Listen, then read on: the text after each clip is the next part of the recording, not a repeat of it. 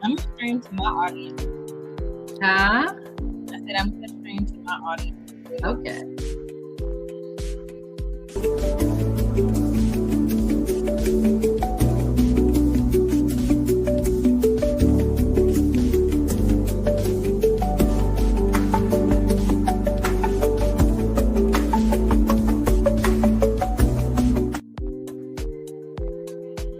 Hello, hello, hello, Wings of Wisdom listening audience and Virginia's virtual viewers.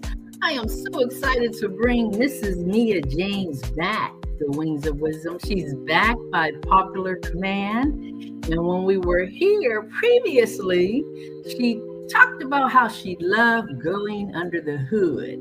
So to me, I said she is a financial mechanic. So I want her to come on today, give a brief bio, and also help us fuel our finances for the future. So, Mrs. Mia James, thank you for coming on and going beyond the busyness. So, give Virginia's virtual viewers a brief bio and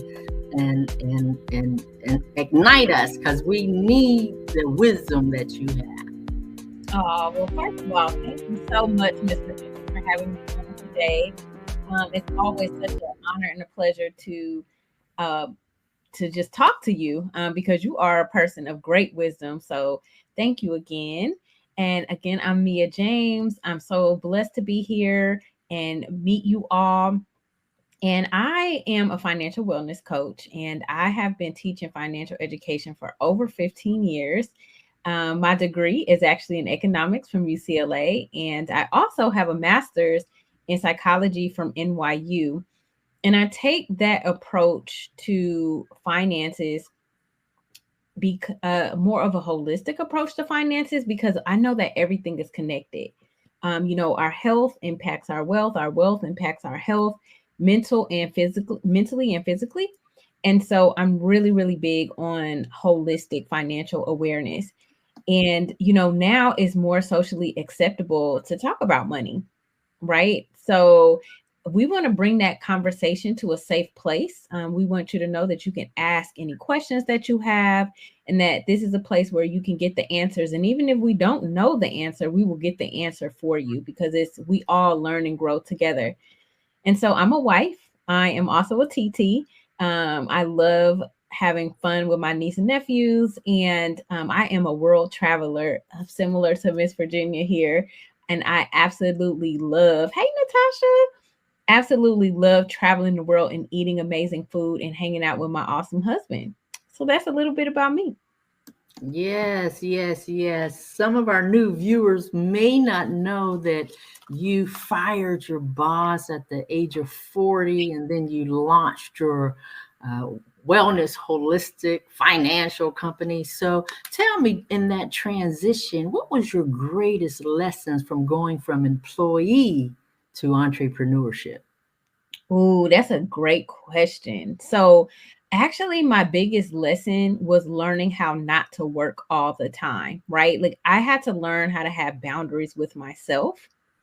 Also, ooh, okay, it's a tie because I also had to learn how to live without consistent revenue. I mean, I made revenue every month, but the amount of revenue was different. And so, when you have a job, every 2 weeks or every month, you're going to get X amount. And so I really had to learn how to navigate. I definitely learned how to live below my means some months. And I still save. Like for me, making sure that I always paid myself first was a priority.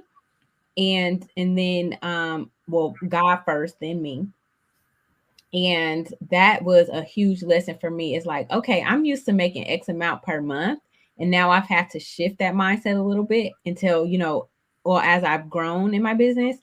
And then also just not working 10, 12 hours a day because I love what I do. It's very easy to just keep working and working and working. But my husband said to me the other day, he was like, did you leave one plantation and create a new one for yourself? Mm. Okay, honey. Well, so I'm very mindful. I do not work 7 days a week. I only work well, I work 6 days a week. I take a full day, 24 hours off. And that helps me to do what I have to do. So those are my biggest lessons, is boundaries with myself and my time and not working, and also learning how to manage my finances when it's not necessary, the revenue is not necessarily consistent every month. Wow, wow, wow. Yeah, that shift in expecting that paycheck to come on a regular basis to actually creating that income to come in, that's the challenge. That's the challenge. So Mm-hmm. tell me this. I know that, our vehicles need maintenance all the time, regularly, and so do our finances, right? Yes. So, how do you know what warning signs are there when you know that your clients may be on the brink of a financial vehicle breakdown? So one is when you have exhausted all your credit. Okay. Been Mhm. there. Trust me. I know I have definitely been there. Also, another thing is when you have more month than money. Okay. So when I do a financial needs analysis, that's when we look at what you have coming in and what you have going out. And we offer those complimentary because, for anybody to help you, it's just like when you go to the doctor, you need to be very detailed with the doctor so they can actually properly diagnose you and get you the help that you need to heal. So I do a deep dive in the same way financially, like, I'm a money doctor, right? So when I look at it and I see negative, my next question is, okay, how are you making up this money every month? Is it credit? Are you pulling from your savings account? Because what I also notice is some people, they save, but then they immediately pull it right back into checking. So you're not necessarily saving money. So those are the key things that I'm looking for. Like, are you living off of credit, and are you using your savings to maintain normal living expenses? Yes, and in this environment right now, that's what's happening with a lot of people. So your complimentary services is valuable. So I'm grateful that you know how to navigate and help those individuals, who need your expertise. So I know you started in the seventh grade. Well, really a little prior to that, because your mom was Avon representative, and you had entrepreneurs actually surrounding you. So that's basically your stepping stone in a sense back then. But if you could go back to your younger self, what major financial advice would you give her that would be valuable for today and for the listening audience?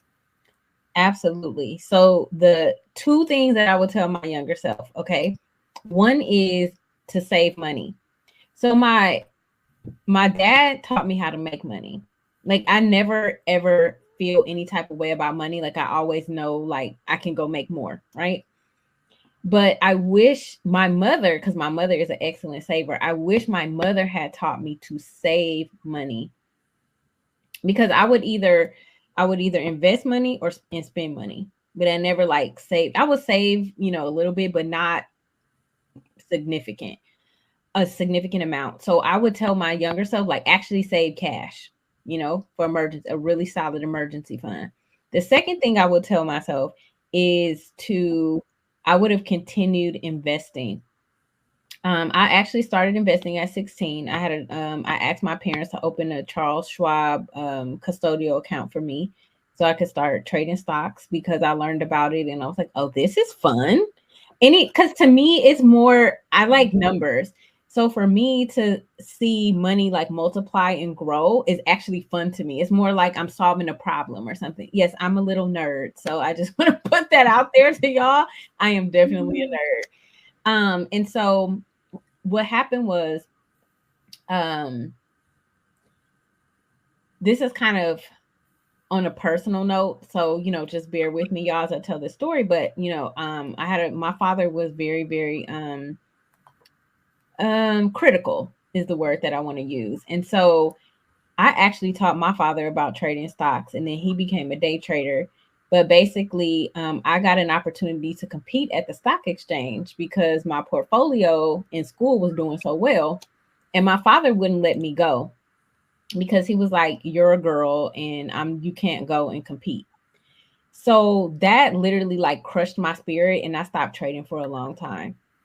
And if I was, a stronger person in, or I had somebody to speak into my life at that time, I would have told my younger self to keep going and not give up, because I'd be a whole lot wealthier now if I had maintained. But I was just like, well, I can't do it. So that kind of messed up my trajectory, because if the earlier you start, you capitalize on compound interest, and you just continue to let it grow. So imagine that was almost 30 years ago. My portfolio would have been amazing by now, if I hadn't taken that break. So yeah, that's what Wow. I'm saying. Mm-hmm. Yes, it's amazing to have that expert team. I know you had mentioned CPAs, tax strategists, those individuals speaking in your life. So, how important and can you break down the roles of those individuals and how the average person can actually create that team so that they can be empowering them to continue to stay the course? Absolutely. That's a great question. I actually consider myself also a financial concierge. So I know what my wheelhouse is and my expertise, right? But there's so many other financial professionals that we need. For example, if you're a business owner, right? You don't necessarily like dealing with your money, or maybe you just don't have the time. However, I do want you to understand what these people are doing for you, because you also need to be able to see if mistakes are being made, among your team. So the first thing, oh, thank you, Juanita. The first thing that I have a bookkeeper.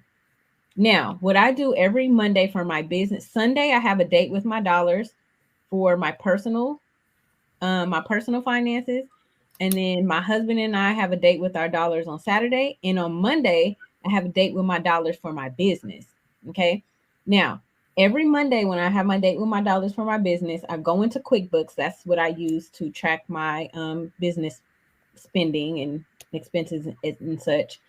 And I go in and I label everything. Now my bookkeeper reconciles for me, because I am not an accountant. I took accounting classes. I had to for econ. That is just my brain don't work. I work in finance, not accounting. So I always tell people that's not my red wagon. My bookkeeper reconciles and makes sure that what I put in and everything is accurate based on my account balances. So that's a bookkeeper. I also have a tax strategist, because the more money you start to make, you need to know different ways to save on taxes legally. Legally, okay, I want to emphasize legally. So you, just because you make a lot of money doesn't necessarily mean you have to pay a lot of taxes.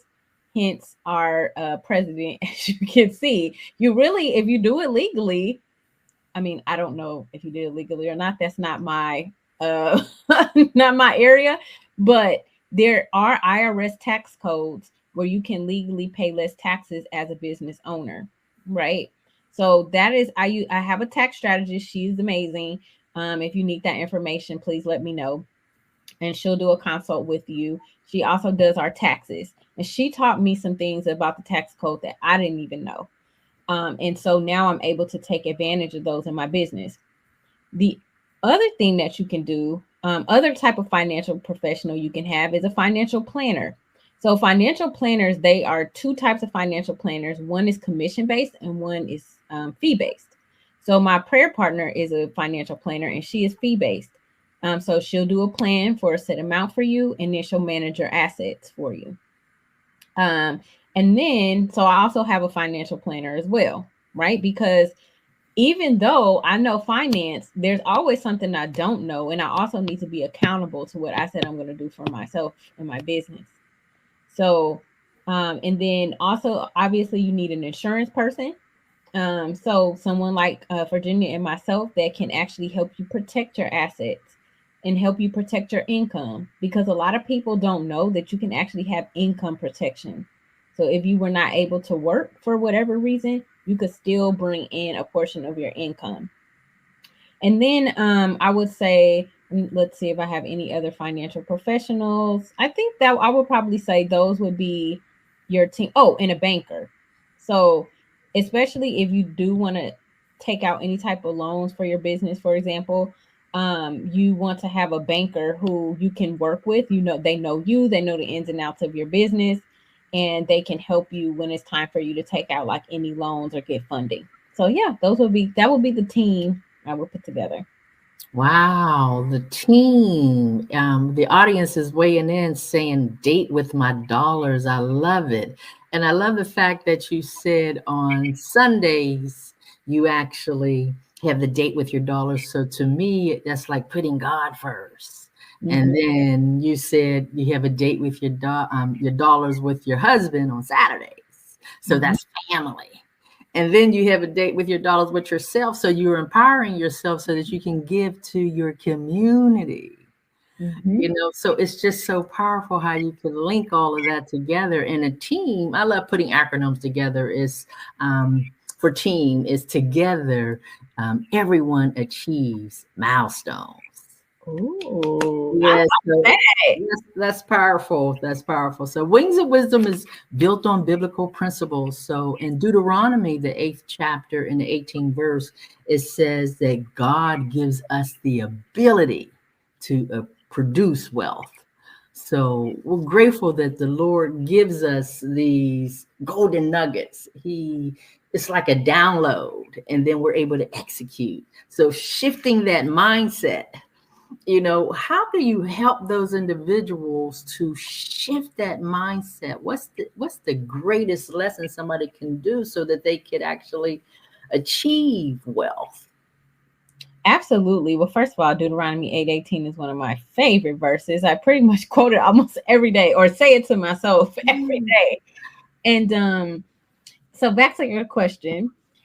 So the first thing I would say, and I always say this, is awareness around where you are now. For some people, that just even dealing with money and finances can trigger fear for some people, embarrassment, shame, because they're not where they necessarily feel like they want to be. And I always want people to remember that you are where you are for a reason. And today you get to choose, right? Like even in the Bible, when choose this day who you will serve, right? You get to choose. We're adults. We have choice. And so you get to choose, you know what, today I'm going to do something different. This cycle that I've been on is not working for me, and I'm going to get the help, get the education that I need to change the trajectory of my finances.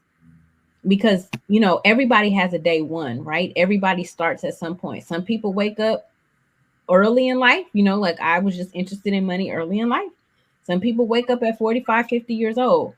But as long as you say, today I want to do something different, then you have an opportunity to change. So awareness is number one. Two is making a decision. And then three is doing the work, because, and get help. Don't feel like you have to be embarrassed because, maybe you made some mistakes. I've made plenty of mistakes. I've been in and out of debt. Um, I've, made bad investment choices. But the thing is, it's all about how you frame it, right? Like you have to consider like everyone is learning, right? You don't know what you don't know. So all you can do is take the lesson from it and then do something differently next time. So those would be the things that I would say for wealth building, is to become aware of any hindrances that you have that are holding you back, like mindsets. For example, if you think everyone is trying to scam me, people are trying to take my money, well, that's what's going to happen, because whatever you believe is truth. So you also want to look at your mindset, right? Around what do you think about money? Do you think money is the root of all evil, when the Bible actually says the love of money is the root of all evil? And I actually do actually love my money and appreciate it, because it allows me to give back to the kingdom. It allows me to, take care of our household and save money. And when I think the Bible, what it means about that scripture is like, if money is your idol and your God, and everything you do revolves around getting money, that is the root of all evil. But if you look in the Bible, many people were wealthy. Solomon was super wealthy. David was wealthy. Abraham was wealthy. Like all the flocks and the cattle and the herds that they had. And, the Bible says God gives us the ability to produce wealth. So there's nothing wrong with being wealthy. But the thing is, why do you want to be wealthy? And what mission does your money have? So that's what I would say. Yeah, powerful, powerful. You got to have a mission for your money, right? And the kingdom must come first. So it's got to seek the kingdom of God first, and then all the other things will be added unto you. Amen. So got to have that as a priority. So when you work closely with your clients, I know most times, if not all times, you're overcoming these roadblocks. I remember you mentioning that. So overcoming the roadblocks, what was one of the most surprising hurdles that you helped one of your clients overcome? So I had a client that had $90,000 in credit card debt, and I helped them to enroll in a debt settlement program. So they were paying about $2,000 a month in credit card bills. And so that's a mortgage for many people. And, not able to save. And so by enrolling them in the debt settlement program, they were able to reduce that payment down to 1,300, excuse me, and then take that other 700 and start building an emergency fund. And that's important, that when you're paying down debt, you're also saving, because if you don't have a savings and you have an emergency, then you go back deeper into debt, and it kind of resets what you're working towards. And so the biggest thing for me is making sure my clients are getting rid of any detrimental debt payments, because they call them wealth destroyers, right? Because the interest rates are so high. Making sure you're saving for emergencies and making sure that your assets are protected. So I'm a very big advocate on insurance. I have so much insurance personally, but also building generational wealth, because I can imagine, like, my mom received an inheritance from her dad, and it's imagine if your parents left you $100,000, how much different your life would be. If you needed to pay off some debt, or you wanted to take half and invest it, and grow that money. And as a people, we need to really get into that mindset of building generational wealth, and not having the next generation start over just because we had to. Absolutely. That is the key. I tell you. I remember you mentioned on the last episode, a lot of those nuggets still stick out in my mind, that you have a legacy drawer. Mm-hmm. The wheels and the trust. So how important is having that, the wheels, the trust, the insurance all in place, so that we could build that generational wealth? Absolutely. So, I know we all love our families, right? And I've heard wonderful stories, and I've heard horror stories. And I'll put it to you like this.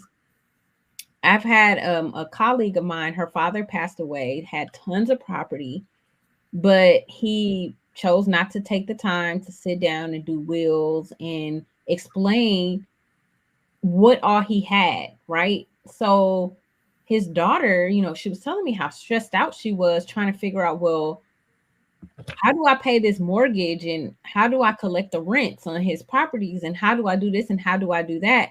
And so what people don't understand is, when you don't have wills, trust, and all your documents properly documented, for lack of a better word, you're putting your family in a really difficult position, because they also don't have the authorization many times to do anything on your behalf, because you've never given that permission. So it just makes it, while your family is grieving that they've lost you, it just makes it so much more difficult, because now they're trying to figure out all of your personal affairs that you had and your business affairs, and they don't even know where to start. It's like finding a needle in a haystack. Versus, like, my grandfather, he had everything. So a will is simply your wishes. But if you have a will only, it still has to go to probate, and then the court gets to decide what happens to your assets. And people can contest the will. So if your parent left you a house, but your siblings are not okay with that, your siblings can take you to court and then the court decides who gets the house. Or if no one gets the house, they're going to order you to sell it. But if you have a trust in place, all of your assets can be placed into that trust, and then your will say, this is what I want to happen, and that is what's going to happen, because a will is a part of a trust. Also within the trust, you have your ancillary documents. So you have, power of attorney, financial power of attorney, healthcare directives, things of that nature, so that if, God forbid, you were not in a mental or physical state to make decisions, things can still occur on your behalf because you have somebody in place that you can trust. And so we got to stop leaving our families in stress while they're grieving, because that's when people get taken advantage of.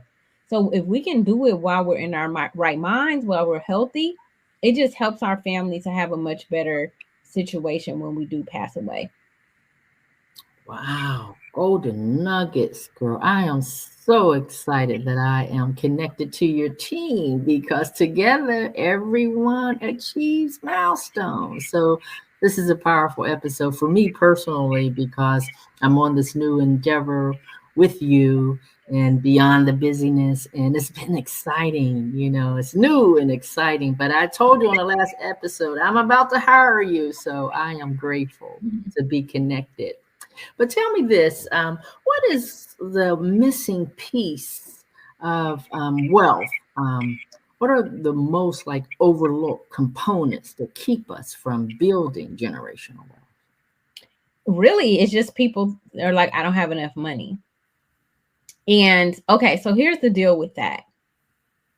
That is very relative. So I'm all about the reframe. And what I mean by that is wealthy people pay themselves first all the time. Is a non-negotiable. Well, here at Wings of Wisdom, we are believers, so we pay God and then we pay ourselves. So that can just get everyone to consider, what would it look like if you did pay your tithes, and then you either saved money or in slash invested money, and then dealt with bills from there. Because that is how my mother was taught. Now, I don't know why she did not tell me. And I tell her all the time. I'm like, Mom, why could you just not just tell me that little nugget? Like, because that's what she does. And I had to learn that. I learned that when I started running my business full time, was to still save and to pay myself first, no matter how small my revenue was. So that is the biggest thing. People are like, well, I don't even have enough money to pay bills. Let me tell you what, you need to pay you first, because all those bills can be paid and then you still have nothing left. And then next thing you know, you're 65 and you don't have enough money to retire. So you have to be diligent and think about your future self. And maybe you do, hopefully you can afford to pay all of your bills after you save. But maybe you don't go to Starbucks as much. Maybe you don't go shopping as much. Maybe you have to, postpone the vacation for a little bit. I mean, I don't know. I don't postpone vacations personally. I can't tell you to do something I wouldn't do, but I mean, I don't shop that much because I have to invest. I have to think about my future, and I want to retire by the time I'm 50. So I don't have that much time. Wow. Wow. So that leads us to our action plan that I wanted to ask you if you could challenge our audience to take just one financial action today that could transform their future. What would that be? So I would tell you to go on your calendar right now and block out maybe an hour of time, hour to 2 hours of time.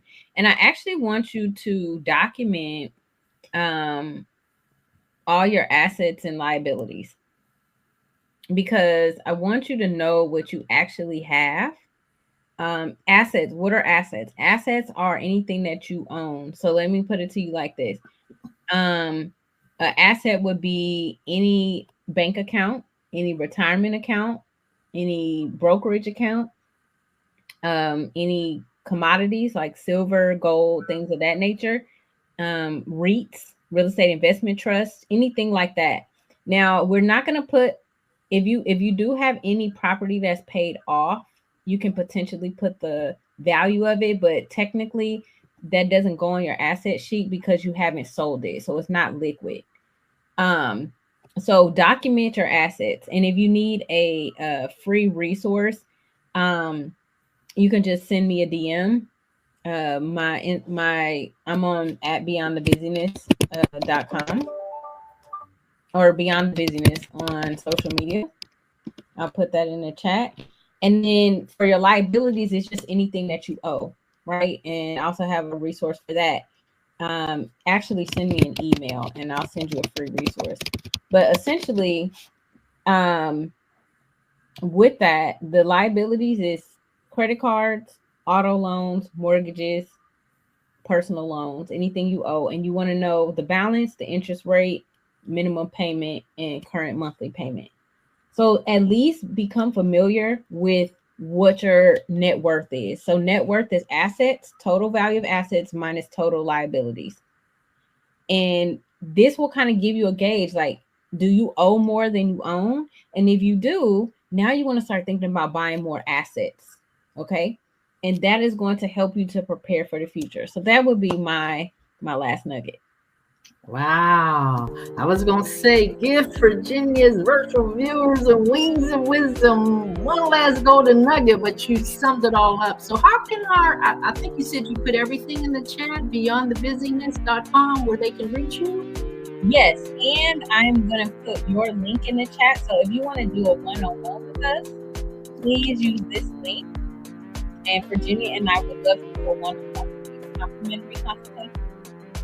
Yes. Ladies and gentlemen, girls and boys, now is the time to share on your electronic toys.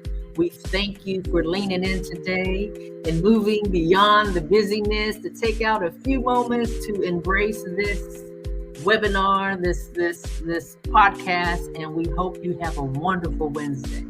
And we'll see you on the next episode of Wings of Wisdom. Have a wonderful day.